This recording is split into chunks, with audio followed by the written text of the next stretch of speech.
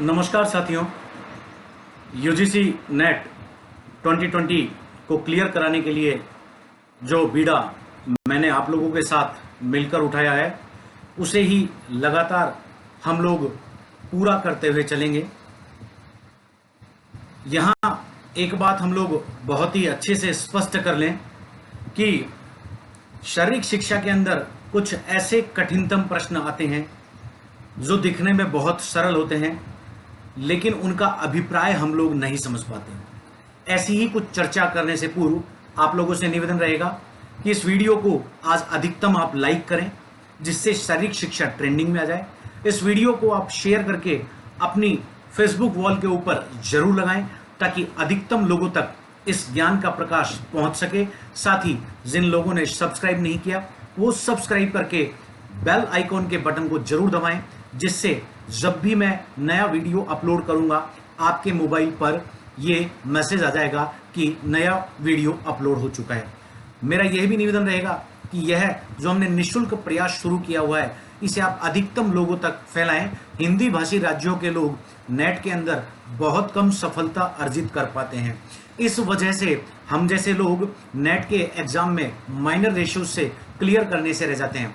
मैं तो यह कहूंगा कि न केवल नेट अपितु दिल्ली अधीनस्थ बोर्ड, हरियाणा में आने वाली भर्ती, केंद्रीय विद्यालय संगठन, नवोदय विद्यालय संगठन और राजस्थान जो मेरा गृह राज्य है, उनके इस समस्त सिलेबस को ये नेट का कोर्स कवर अप करता है। तो ये हमारी नैतिक जिम्मेदारी बनती है कि ऐसे वीडियोस को हम लोग आगे से आगे फॉरवर्ड करें, क्योंकि ये हमारे फील्ड का वीडियो है। अब मैं वापस पुनः उसी मुद्दे के ऊपर लौट कर आता हूं। साथियों, देखिए समस्या कहां पैदा होती है। समस्या हमें उत्तर कभी भी गलत नहीं होता है, प्रश्न कभी भी गलत नहीं होता है। प्रश्न तो वही है जो बनाने वाले ने बनाया है, और उत्तर जो बनाने वाले ने घुमा फिरा कर डाला है। गलती कौन करते हैं? हम लोग गलती करते हैं। गलती किस चीज की है? केवल और केवल जो प्रश्न आप पढ़ रहे हैं, इसके अंदर जो शब्द है अभिप्राय की, हम उसका अर्थ नहीं निकाल पाते। अगर एक बार अर्थ निकालना हम लोग सीख गए तो जीवन में ये कभी गलती होगी नहीं। मैं बार बार आप लोगों को ये समझाता आया हूं। कई लोगों ने मुझसे यह मांग की है, मेरे ऑनरेबल रेस्पेक्टेड साथियों ने, कि सर लेक्चर्स का ड्यूरेशन छोटा करें, जल्दी जल्दी हमें केवल एबे सैदे बता दें। तो उन लोगों से मेरा हाथ जोड़कर निवेदन है, मैं यहां पर क्वेश्चंस के माध्यम से संपूर्ण सिलेबस को कवर कराने की थीम के ऊपर आया हूं। मैं यहां पर न केवल क्वेश्चन को समझाने आया हूं, अपितु उस क्वेश्चन के साथ जो रिलेवेंस है, जो संबद्धता है, रेलेवेंस, सापेक्षता, जैसा कि आप आज के प्रश्न में देख भी आएंगे, उसे आप लोगों के बीच में रखने आया हूं, ताकि आपका कंसेप्चुअलाइजेशन क्लियर हो जाए। तो ऐसी में अगर आप लोग समझेंगे नहीं तो प्रश्न क्रैक कैसे होगा? दूसरी बात देखिए, प्रश्न अगर हम लोग अपने मोबाइल में 1.5 GB डाटा रखते हैं, एक 1.5 GB के डाटा से हम लोग 4 घंटे की एक मूवी इजीली देख सकते हैं। तो क्या हम अपनी लाइफ बनाने के लिए अपने मोबाइल का 20 से 25 मिनट्स का डाटा इसके ऊपर नहीं दे सकते? अगर आप 20 से 25 मिनट का डाटा इसके ऊपर नहीं दे सकते, तो मेरा ये मानना है कि आप नेट की तैयारी के प्रति, आप दिल्ली, हरियाणा या किसी भी शारीरिक शिक्षा के एग्जाम के प्रति संपूर्ण रूप से समर्पित होकर कार्य नहीं कर रहे हैं। आपकी तैयारी गंभीरता की दिशा में नहीं जा रही है। इसलिए मेरा निवेदन है आपसे कि लेक्चर्स को छोटा करने को मत बोलिए। मेरे अंदर का जो नेचुरल टैलेंट है वो खत्म हो जाएगा। मैं आपको नहीं समझा पाऊंगा अगर छोटा कर दिया। और मैं फिर आपसे कह रहा हूं, एक बार मेरी आप बायोग्राफी उठाकर देखिएगा। मुझे मेरे गुरुओं ने जो सिखाया, करत करत अभ्यास के जड़मत हो सुजान। एक दिन के अंदर हम लोग समस्त सत्ता नहीं जीत सकते, प्रतिदिन थोड़ा थोड़ा थोड़ा करके डेप्थ में जाकर जीत जाएंगे। मेरे ऊपर विश्वास रखिए, मैंने ठानी है आपको नेट पास करानी है। देखिए, यह जो प्रश्न है, इस प्रश्न को आज सुबह ही मैंने अपने फेसबुक अकाउंट के ऊपर डाला, इसलिए कि आप लोगों की निरंतर तैयारी चल रही है या नहीं चल रही। जब मैंने मेरे फेसबुक अकाउंट के ऊपर डाला तो मेरा एक टेलीग्राम ग्रुप भी है, जिसमें 1000 लोगों से ज्यादा लोग हैं। आप भी चाहें तो उसमें जुड़ सकते हैं। वहां भी मैंने डाला। दोनों जगह से जो कंक्लूजन निकल कर आया, 97-98% लोगों ने इस प्रश्न का उत्तर गलत दिया। मुझे ये लगा कि इस प्रश्न को आप लोगों के बीच में सरलीकृत करके लाना चाहिए और किस तरह से हम लोग गलती करते हैं उस थीम को आपको समझाना चाहिए। तो समय व्यर्थ नष्ट ना करते हुए मैं तुरंत प्रभाव से इस प्रश्न के सरलीकरण के ऊपर आता हूं। देखिए, मैंने बार बार कहा है इस थीम को आप अपने जीवन में उतार लेना। उत्तर हमें, ऑप्शन हमें बाद में देखना है। पहले एनालाइजेशन, पहला जो रियलाइजेशन करना है हमें प्रश्न का करना है। अगर प्रश्न कॉन्ट्राडिक्टरी है, अगर प्रश्न के अंदर कहीं आपको ऐसा लग रहा है कि ये प्रश्न मुझे उलझा रहा है, तो पहले उस प्रश्न को सुलझाइए। और ये जो प्रश्न है आप लोग देख पा रहे हैं शायद आपकी स्क्रीन के ऊपर, ये प्रश्न तो अपने आप में बड़ा कॉन्ट्राडिक्टरी हो गया है, क्योंकि इसके अंदर दो चीजें आ गई है। पहले आप इस प्रश्न को पूरा पढ़िए।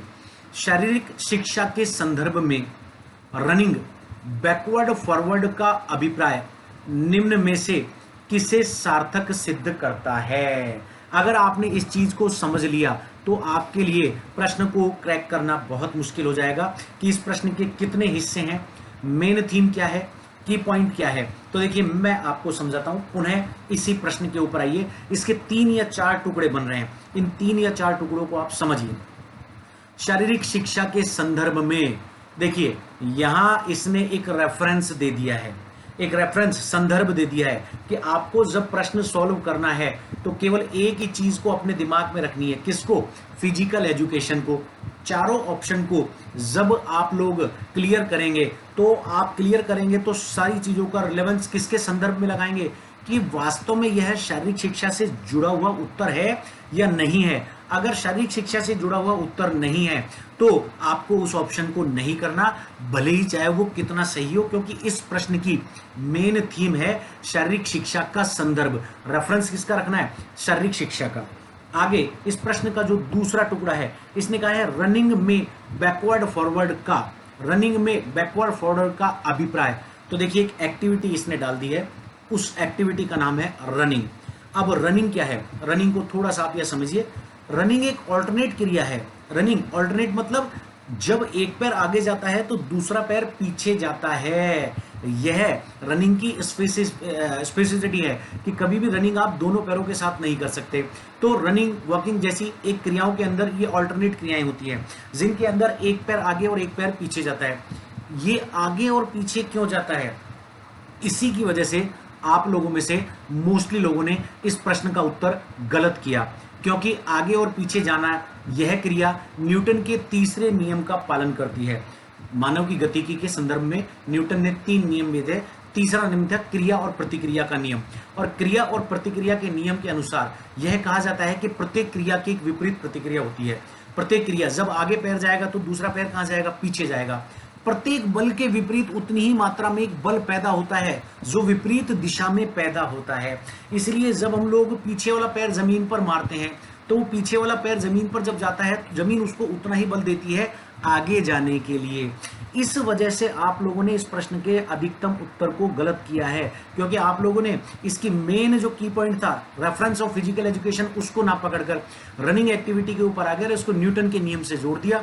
न्यूटन के नियम से जोड़ने से आपने क्या किया कि जो एग्जामिनर चाह रहा था कि आप लोग इस प्रश्न का उत्तर गलत करो, आपने वो बहुत इजीली कर दिया। तो अब रनिंग एक ऑपोजिट क्रिया भी है। ऑपोजिट क्रिया कैसे है? देखिए, बॉडी के 2 सेगमेंट होते हैं। मैं बात करूं, ये दायां सेगमेंट, इस मीडियल लाइन से मैं काटता हूं। सेजिटल प्लेन के बारे में आपने सुना है? जब मनुष्य को बीचों बीच यहां से काटा जाता है तो आधा दायां आधा भागा, ऐसे आधा बायां। जब सेजिटल बीचों बीच से काटा तो आधा हिस्सा दायां आधा हिस्सा बायां। सेम ऐसे कैसे फ्रंटल होता है, फ्रंटल से काटो तो आधा आगे आधा पीछे, हॉरिजॉन्टल से काटो तो आधा ऊपर आधा नीचे।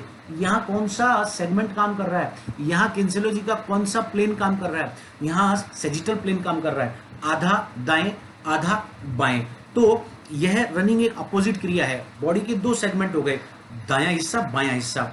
दोनों हिस्सों में संतुलन बनाने के लिए मनुष्य में क्या खूबी होती है कि मनुष्य का जब दायां पैर आगे जाता है तो आप कल्पना करके देख लीजिएगा, जब दायां पैर आगे गया तो आपका कौन सा हाथ उसको सपोर्ट देने के लिए आया?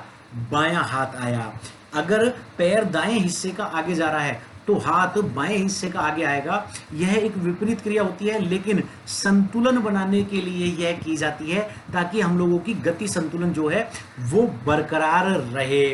अब जानवरों के अंदर इसके लिए पूंछ होती है, जानवर चौपाया होते हैं, तो उनमें संतुलन कैसे बने, तो उनके आपने देखिए पीछे लटकती हुई पूंछ होती है, यह जानवरों में गति संतुलन बनाने के लिए जिम्मेदार होती है। इसलिए जितना ज्यादा तेज दौड़ने वाला जानवर होगा उसकी पूंछ उतनी ही लंबी और उतनी ही रिजिड होगी। कभी भी आप देख लीजिएगा पूंछ जानवरों के अंदर यह काम करने के काम आती है संतुलन के लिए। अब फॉरवर्ड बैकवर्ड के बारे में इसने पूछा है कि सार्थक किसको सिद्ध करता है, तो फॉरवर्ड बैकवर्ड एक क्रिया है। यह क्रिया क्या होती है, देखिए इसके संदर्भ में आप लोगों को मेरा एक वीडियो देखना पड़ेगा जो आपके ऊपर यहां आई बटन के ऊपर आ गया है। आप लोग शारीरिक शिक्षा के भाग 3 के वीडियो को उठाकर देखिएगा। उस वीडियो लेक्चर के अंदर मैंने एक्सप्लेन किया है 14 मिनट के आसपास। 14 मिनट के आसपास आप देखिए, विलियम्स नाम का एक विज्ञानी था, शारीरिक शिक्षक, जिसने यह कहा था कि शारीरिक शिक्षा सनातन और मौलिक शिक्षा है। और वहां उसने यह स्पष्ट किया कि सनातन मतलब जो चीज हम सदियों से करते आ रहे हैं, उछलना कूदना भागना फुदकना दौड़ना कूदना, ये सारी चीजें, चाहे आगे भागो चाहे पीछे भागो, तो जब आप उसको वीडियो को लेक्चर को देख लेंगे और उसको समझ जाएंगे तो ऐसे प्रश्न क्लियर करना आपके लिए बहुत आसान हो जाएगा। तो आप लोग उस वीडियो को एक बार जरूर देखिएगा जिससे आपका कंसेप्चुअल लेवल क्लियर हो।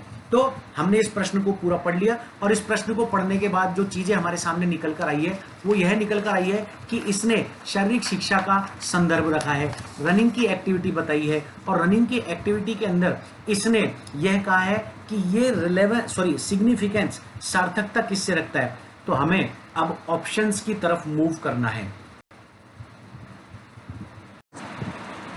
तो देखिए जो ऑप्शन सबसे ज्यादा शारीरिक शिक्षा की सार्थकता सिद्ध करे उसे ही हमने सही करना है। मैंने इसके फर्स्ट भाग में, इस वीडियो लेक्चर के फर्स्ट भाग में आपको बहुत अच्छे से थीम क्लियर कर दी है कि क्यों आप लोग गलती करते हैं, क्योंकि हम प्रश्न को ही नहीं समझ पाते। अब जो भाई लोग ये कहते हैं कि सर लेक्चर लंबा हो रहा है, तो देखिए जब 7 मिनट हमें केवल प्रश्न को समझाने में लगे हैं तो लेक्चर तो लंबा होगा। मेरा उद्देश्य अल्टीमेटली आपको नेट का एग्जाम पास कराना है। उसमें अगर भले ही समय लगता हो तो लगने दीजिए, लेकिन समय लगी हुई जो चीज होती है जिसके अंदर हम लॉन्ग टर्म इन्वेस्ट करते हैं, वह सदा हमें मैक्सिमम बेनिफिट देता है। इसलिए आपसे निवेदन है हाथ जोड़कर वीडियोज को पूरा देखें, आपके लिए बहुत बेनिफिशियल होने जा रहे हैं। तो देखिए प्रश्न के उत्तरों के ऊपर आइए। उत्तर ए कह रहा है हिरार्ची ऑफ ह्यूमन मूवमेंट। सबसे पहले यह बड़ा टिपिकल ऑप्शन है, हिरार्ची ऑफ ह्यूमन मूवमेंट। तो बहुत से लोगों के तो इसका अर्थ ही समझ में नहीं आएगा, मैं इसको क्लियर कर दूं। हमें इसके अंदर दो चीजों को देखना है, हिरार्ची और ह्यूमन मूवमेंट। तो ह्यूमन मूवमेंट क्या है? ह्यूमन मूवमेंट जो मैंने अभी बात करी थी, विलियम्स ने जिसके बारे में कहा था, चलना उछलना कूदना दौड़ना भागना पलटना लुढ़ना, ये सब ह्यूमन मूवमेंट के अंदर आते हैं, मानव गति के अंदर आते हैं। अब ये कह रहा है कि हिरार्ची क्या होती है। हिरार्ची देखिए, हिरार्ची को एक पदानुक्रम कहा जाता है हिंदी के अंदर। पदानुक्रम को क्या कहते हैं? पदानुक्रम, पद के अनुसार अनुक्रम। हिरार्ची पदानुक्रम, पद के अनुसार अनुक्रम, जिसका पद जैसा वैसे रैंक दे दी। लेकिन इसकी एक सार्वभौमिक परिभाषा है, एक ऐसी प्रणाली जिसमें किसी संगठन या समाज के सदस्यों को सापेक्ष स्थिति या अधिकार, शब्दों पे गौर कीजिएगा, सापेक्ष स्थिति, आईएएस की रैंक अलग है, आईपीएस की रैंक अलग है, दोनों एक ही एग्जाम क्लियर करके आते हैं, लेकिन एक व्यक्ति जिले का मालिक होता है आईएएस कलेक्टर, दूसरा उसके अधीन मातहत होकर काम करता है आईपीएस, जबकि दोनों का कैडर एक ही है, लेकिन रैंक में फर्क आ गया। आईएएस आईपीएस को गवर्न करता है क्योंकि उसकी रैंक अलग है। तो रैंक दी जाती है तो सबसे नीचे पायदान पर उसे रखा जाता है जिसकी आवश्यकता सबसे ज्यादा मूलभूत वाली हो। तो देखिए आईएएस आईपीएस सबसे ज्यादा किसके लिए काम करते हैं? हम जनता के लिए काम करते हैं। सबसे ज्यादा हमारी तो डिमांड है सेफ्टी, सिक्योरिटी, पब्लिसिटी, ये सारी चीजें। तो अगर हम बात करें इस चीज के ऊपर तो सबसे नीचे उसको रखा जाता है। अब ह्यूमन बॉडी मूवमेंट के हिरार्ची के संदर्भ में जब इसने बात कही है तो ह्यूमन बॉडी मूवमेंट की हिरार्ची दो चीजों से मिलकर बनती है, अन्य चीजें इसके अंदर और हैं। सीएनएस का आपने नाम सुना होगा, सेंट्रल नर्वस सिस्टम, जो केंद्रीय तंत्रिका तंत्र संपूर्ण शरीर को संचालित करता है। तो देखिए सीएनएस यह कहता है कि प्रत्येक न्यूरॉन, मस्तिष्क की कोशिकाएं प्रत्येक मसल से एक न्यूरॉन एक मसल से गांठ बनाकर गठजोड़ बनाता है, जिसे न्यूरोमस्कुलर कोऑर्डिनेशन कहा जाता है। ये न्यूरोमस्कुलर कोऑर्डिनेशन ही बॉडी के मूवमेंट्स के लिए जिम्मेदार होते हैं, समस्त मूवमेंट्स के लिए।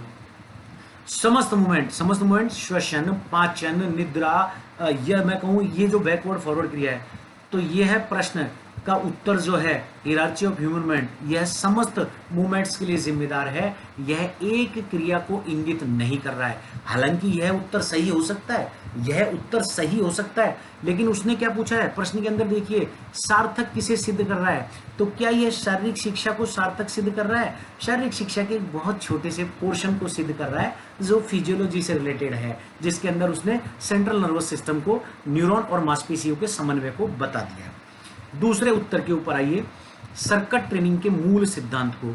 यह भी उत्तर हो सकता है, क्योंकि सर्किट ट्रेनिंग का जो मूल सिद्धांत होता है, वह मूल सिद्धांत मैं आपको बताऊं तो पूर्व में एक लेक्चर है जो मैंने आप लोगों के लिए अपलोड किया है, शारीरिक शिक्षा physical education test series test series 3 part 1, physical education test series 3 part 1, उसका प्रश्न नंबर 2 ये है। और प्रश्न नंबर 2 को आप एक बार देख लीजिएगा। जब उस प्रश्न को आप देखेंगे तो सर्किट ट्रेनिंग के मूल सिद्धांतों के ऊपर आपकी समझ या पकड़ क्लियर हो जाएगी। तो देखिए, सर्किट ट्रेनिंग के मूल सिद्धांत यही हैं। मसल रेसिप्रोकेशन वर्क, मतलब एक बार जिस मसल का काम किया है अनिवार्यतः दूसरी बार उसके विपरीत मसल का काम करो। Half time recovery, variety of exercises और निरंतरता, ये सर्किट ट्रेनिंग के मूल सिद्धांत है, जो कुछ न कुछ लगभग इससे मिलते जुलते हुए हैं बैकवर्ड फॉरवर्ड शब्द से। लेकिन यहां पर हमने एक एक्टिविटी की बात कर ली है, रनिंग की। जब सर्किट ट्रेनिंग की हम बात करते हैं तो सर्किट ट्रेनिंग के अंदर on spot running, on spot jumping आ सकता है, बैकवर्ड फॉरवर्ड भी आ सकता है। लेकिन क्या यह पूर्ण रूप से सर्किट ट्रेनिंग की सार्थकता सिद्ध कर रहा है? नहीं, यह आंशिक रूप से सर्किट ट्रेनिंग की सार्थकता सिद्ध कर रहा है। इसलिए आंशिक रूप से कर रहा है तो कोई और ऑप्शन भी इसका उत्तर हो सकता है। ऑप्शन से के ऊपर आइए, थ्योरी ऑफ रिलेटिविटी। मैक्सिमम लोगों ने आपने यही उत्तर दिया है, और वो गलती आप लोगों ने क्यों करी है वो मैं आपको बता दूं। देखिए, यही जो गलतियां होती है ना, यही हम लोगों को नेट जैसे एग्जाम के अंदर फेलियर कर देती है। बहुत अच्छी बात है, आप लोगों ने इसको पढ़ा और मैक्सिमम लोगों ने थ्योरी ऑफ रिलेटिविटी के बारे में बात लिखी है। तो सबसे पहले तो हम थ्योरी ऑफ रिलेटिविटी को पकड़ लेते हैं कि ये क्या है। देखिए, आइंस्टीन ने ये थ्योरी ऑफ रिलेटिविटी, सापेक्षवाद का सिद्धांत प्रतिपादित किया, और यह प्रतिपादित जब उन्होंने किया तो इससे कहीं ना कहीं न्यूटन का नाम जुड़ गया। न्यूटन का नाम क्यों जुड़ा? न्यूटन ने गति के 3 नियम प्रतिपादित किए, जड़त्व का नियम, संवेग का नियम, क्रिया प्रतिक्रिया के नियम। तीनों नियम कहीं ना कहीं किसी न किसी गति के अंदर शामिल होते हैं। मैं पहले जब लेक्चर्स लेता आया हूँ वहां मैंने हजारों एग्जाम्पल में समझाया, यहाँ भी आपको मैं वीडियो लेक्चर के माध्यम से समझाऊंगा। न्यूटन के तीनों नियमों के बिना गति संभव है ही नहीं। सबसे बड़ी बात, पहला नियम है ना, संवेग, जिसे हम जड़त्व का नियम कहते हैं, वह जड़त्व को नियम ये कहता है कि किसी भी वस्तु की स्थिति परिवर्तन के लिए बल की आवश्यकता है। मतलब रुकी हुई वस्तु को चलाने के लिए बल चाहिए, चलती हुई को रोकने के लिए बल चाहिए। तो इसका मतलब बल के बिना या न्यूटन के पहले नियम के बिना हम गति कर ही नहीं सकते हैं। इसी तरह से दूसरे तीसरे प्रश्न भी आते हैं। मैं एक बहुत डीप क्लास लूंगा न्यूटन के नियम के ऊपर, तब आपको इसके बारे में बहुत अच्छे से विस्तार से समझाऊंगा। तो थ्योरी ऑफ रिलेटिविटी, सापेक्षवाद का सिद्धांत गति के संदर्भ में कहा गया। तो आइंस्टीन ने कहा कि एक वस्तु जब दूसरी वस्तु को क्रॉस करती है तो दोनों की गति एक दूसरे के सापेक्ष हो जाती है। कैसे? मान लीजिए मैं साइकिल पे जा रहा हूँ, तो साइकिल पे जा रहा हूँ, एक कार मेरे बगल से निकली है, मैं साइकिल पे 10 किलोमीटर प्रति घंटा की रफ्तार से जा रहा हूँ, कार 70 किलोमीटर प्रति घंटा की रफ्तार से निकली है, तो हम दोनों का रिलेशन हो गया। मेरे लिए वो 70 किलोमीटर प्रति घंटा की रफ्तार से निकले हैं और उनके लिए मैं 70 किलोमीटर प्रति घंटा की रफ्तार से निकला हूं, क्योंकि वो तीव्र गति से गए हैं।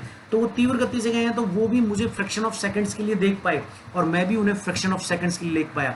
अब अगर मैं मेरी गति की बात करूं तो मेरी गति कार वाले के लिए मेरी गति कितनी है? 10 किलोमीटर प्रति घंटा, और कार वाले के लिए मेरी गति कितनी है? 70 किलोमीटर प्रति घंटा। तो हमने एक दूसरे का सापेक्षवाद या एक दूसरे का रिलेशन स्थापित किया। साथ ही साथ यह थ्योरी ऑफ रिलेटिविटी यह भी कहती है कि प्रकाश की गति से तीव्र कोई नहीं होता। तो देखिए, जब आपने कंफ्यूजन आपने क्यों किया? बस ये थ्योरी ऑफ रिलेटिविटी आपने सोचा कि बैकवर्ड और फॉरवर्ड एक दूसरे का रिलेशन है। एक बार हम बैकवर्ड जा रहे हैं तो दूसरी बार फॉरवर्ड आ रहे हैं, और वास्तव में बात भी वाजिब है। जो न्यूटन के गति के नियम थे वो गति में रिलेवेंस जोड़ते हैं, लेकिन आप इस चीज को समझिए कि ये रिलेशन इंगित क्या करना चाह रहा है। बैकवर्ड फॉरवर्ड एक क्रिया है, अगर आप ना भी करें तो क्या फर्क पड़ जाएगा। यह है बैकवर्ड फॉरवर्ड। आपने बैकवर्ड ही बैकवर्ड, ट्रैक के ऊपर जब हम भागते हैं 400 मीटर की रनिंग करते हैं तो सब फॉरवर्ड ही भागते हैं। कितने लोग बैकवर्ड भागते हैं? बहुत कम लोग बैकवर्ड भागते हैं। तो थ्योरी ऑफ रिलेटिविटी तो हर चीज के अंदर लागू होती। अनिवार्यता कब होती? जब एक बार हम आगे जा रहे हैं, एक बार पीछे आ रहे हैं। यह कंपलसरी रूल होता, लेकिन यह कंपलसरी रूल है नहीं। इसलिए यह प्रश्न का उत्तर जो आप लोगों ने 90% लोगों ने इसको दिया, और 8%, 5-6% लोगों ने ए ऑप्शन को दिया, यह गलत है। गलत मीन्स सापेक्षवाद है, लेकिन इस प्रश्न के संदर्भ में यह गलत है। अभी तक जो तीनों उत्तर थे मैंने उनका रिलेवेंस आपको बता दिया कि वो तीनों अपने आप में सही है, लेकिन इस प्रश्न की डिमांड को सेटिस्फाई नहीं कर पाए। आइए ऑप्शन 4 के ऊपर, द के ऊपर, जो यह प्रश्न की डिमांड को बहुत ही स्पष्ट तौर पर सरल करता है। तो देखिए इस प्रश्न की मूल डिमांड क्या थी? शारीरिक शिक्षा को रेफरेंस को देते हुए। शारीरिक शिक्षा क्या है? शारीरिक शिक्षा शिक्षा का वह भाग है जिसके अंदर शिक्षा का माध्यम शारीरिक गतिविधियां हो, प्रशिक्षण का माध्यम गामक गतिविधियां हो, प्रत्येक तथ्य क्रिया के आधार पर, मूवमेंट के आधार पर संपादित किया जाए। और विलियम्स की उस बात के ऊपर आइए जो मैंने आपको इंगित की थी। आई बटन के अंदर आप देख चुके होंगे मेरा जो पूर्व लेक्चर था शारीरिक शिक्षा का भाग 3, जिसके अंदर विलियम्स ने कहा था शारीरिक शिक्षा सनातन और मौलिक शिक्षा है। और उसने वहां बताया था, मैंने बहुत सारे एग्जाम्पल्स, पिक्चर एग्जाम्पल देकर आपको बताएं कि सनातन और मौलिक शिक्षा क्या है। जब कभी प्रथम शारीरिक शिक्षक का किसी को दर्जा दिया गया था तो उसे शारीरिक शिक्षक का दर्जा इसलिए दिया क्योंकि उसने भूख मिटाने के लिए भागना, दौड़ना, उछलना, कूदना, शिकार करना, मारना, ये सारे काम किए थे। और ये सब क्या है? ये हमारी फंडामेंटल एक्टिविटीज हैं, ये हमारी मूलभूत क्रियाएं हैं जो कोई हमें सिखाता नहीं है। ये जन्म से हम सीख कर आते हैं। जन्म से बच्चा सीख कर आया, जन्म लेते ही रोना लगा। रोना किसी ने सिखाया क्या? किसी ने नहीं सिखाया, मौलिक क्रिया है। कुछ दिनों बाद बेड पे लिटाया तो करवट मारना सीख गया, किसी ने सिखाया क्या? नहीं सिखाया, मौलिक क्रिया है। समय के अनुसार उसने घुटनों के बल, फिर खड़ा होकर, फिर भागना, फिर दौड़ना, और कभी बैकवर्ड फॉरवर्ड 15, 20 या 10 साल की उम्र में करना शुरू कर दिया। तो ये मौलिक क्रिया है। आप लोग ऐसे प्रश्नों को देखकर कंफ्यूज ना हो कि प्रश्न, देखिए कितना आप लोगों ने इसमें गहराई से गए, जबकि आप लोग अगर इस प्रश्न के रेफरेंस को पकड़ लेते कि फिजिकल एजुकेशन के रेफरेंस में यह क्या कहना चाह रहा है, तो यह प्रश्न 1 मिनट में क्लियर हो जाता। ये गलती हम लोग नेट जैसे एग्जाम में करते हैं। लेक्चर पसंद आया हो तो दबा के लाइक कर देना, दबा के शेयर कर देना और सब्सक्राइब कर देना। शारीरिक शिक्षा को 1 नंबर पर लाना है, आपको नेट कराना है। मैंने ठाना है, आपको नेट कराना है। आपका भरत सिंह गुर्जर, फुटबॉल कोच। ऐसे ही लेक्चर और लाता रहूंगा, मुझे मोटिवेट करते रहें। जय हिंद।